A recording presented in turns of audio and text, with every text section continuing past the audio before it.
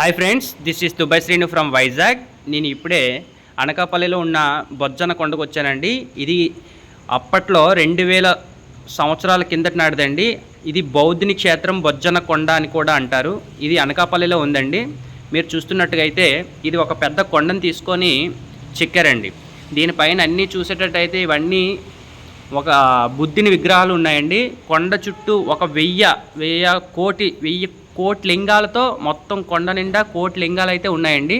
మీరు లోనికి వెళ్ళి చూసేటట్టయితే లోన పెద్ద విగ్రహం అయితే ఉంది, అది శివలింగం.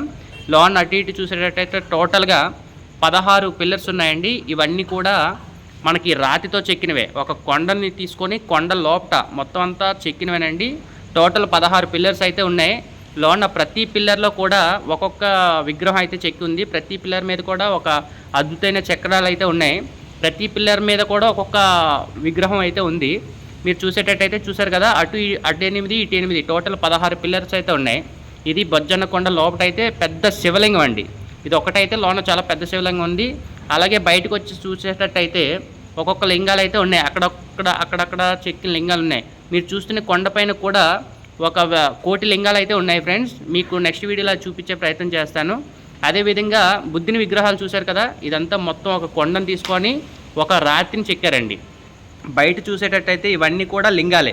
మనం లోన్కి ఎంటర్ అవ్వగానే ఎంట్రన్స్లో ఇలా ఉంది ఫ్రెండ్స్. లోన ఆ పక్క రూమ్లోనే కూడా ఇలాగే ఉందండి.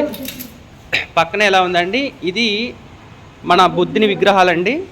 చూస్తున్నారు కదా, లోన ఇలాంటి విగ్రహాలు చాలా ఉన్నాయి. ఇది బొజ్జన్న కొండ అండి. మన చరిత్ర చూసుకుంటే చాలా పురాతనం అంటారు కదండి. 2000 సంవత్సరాల కిందటిదండి ఇదంతా. చూశారు కదా, ఒక బుద్ధిని అక్కడికి వచ్చి తపస్సులు చేసేవారని ఆ చరిత్ర చెప్తుంది ఫ్రెండ్స్. లోన చూసేటట్టయితే చూశారు కదా, లోన చాలా 2000 సంవత్సరాల కిందట అంటే బాగా పురాతనం కదా. మీరు చూడండి ఫ్రెండ్స్, మీరు వచ్చేటట్టయితే లోపల చాలా బాగుంది. అంటే మీరు ఇలాంటివన్నీ చూడాలి ఫ్రెండ్స్. ఇది మన వైజాగ్లో అనకాపల్లి దగ్గరలో ఉంది.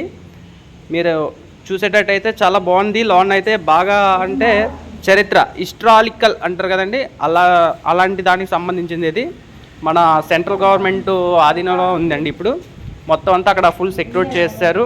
ఇది వెనకాల భాగంలో ఒక గృహ కూడా ఉంది. చూస్తున్నారు కదా, ఇవన్నీ పెద్ద పెద్ద శివలింగాలు ఫ్రెండ్స్. ఇలాంటి లింగాలు మీరు చూసేటట్టయితే చాలా మట్టుకు చాలా ఉన్నాయి. ఇది చుట్టూ పక్కల పచ్చని పంట పొలాల మధ్యలో ఉందండి ఈ కొండ. చాలా ఒక కొండ. ఆ టైంలో వెళ్ళి తీసుకున్నారంటే మనం చాలా ఆశ్చర్యానికి గురవుతాం. వెనకాల చూసుకునేటట్టయితే సేమ్ ఇలాంటివి చాలా మొత్తం అంతా రాళ్ళే ఫ్రెండ్స్. ఇంత పెద్ద రాళ్ళతో ఎలా చెక్కారనేది ఇంకా వాళ్ళకే తెలియాలి. మన చరిత్ర చూసుకున్నట్టయితే ఇండియాలో చాలా మట్టుకు ఇలాంటివి ఉన్నాయి. నేను వచ్చి ఒకసారి షాక్ అయ్యాను. చూసారు కదా ఫ్రెండ్స్, ఇవన్నీ రాతితో చెక్కిన పెద్ద పెద్ద శివలింగాలు. ఇలాంటివి 1 కోటి లింగాలు ఉన్నాయి ఫ్రెండ్స్. అక్కడ ప్రతిదీ కవర్ చేసేటానికి చాలా టైం పడుతుందని నేను కవర్ చేయలేకపోయాను. చూస్తున్నారు కదా ఫ్రెండ్స్, బ్యాక్ సైడ్ ఇది గుడి బ్యాక్ సైడ్ ఎలా ఉంది. ఇక్కడ కూడా లింగాలే ఉన్నాయి బ్యాక్ సైడ్ కూడా. అలాగే మీకు చూపించే ప్రయత్నం చేస్తున్నాను. అలా కొంచెం ముందుకు వెళ్ళి చూశాను. ఇంకా ఇది విజయనగరం మహారాజు గారి హయాంలో కొన్ని కట్టడాలు కూడా ఇక్కడ చేశారు ఫ్రెండ్స్. ఇది రాజుగారి హయాంలో అయితే ఉండేదంట.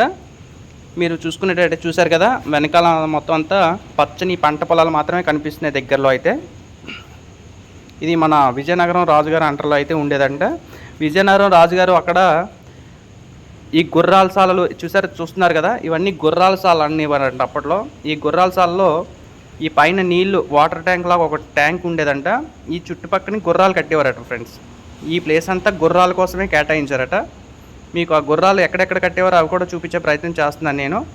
చూస్తున్నారు కదా ఫ్రెండ్స్, అక్కడ ఆపోజిట్లో అయితే బుద్ధిని తపస్సు చేసే ప్లేస్ అది.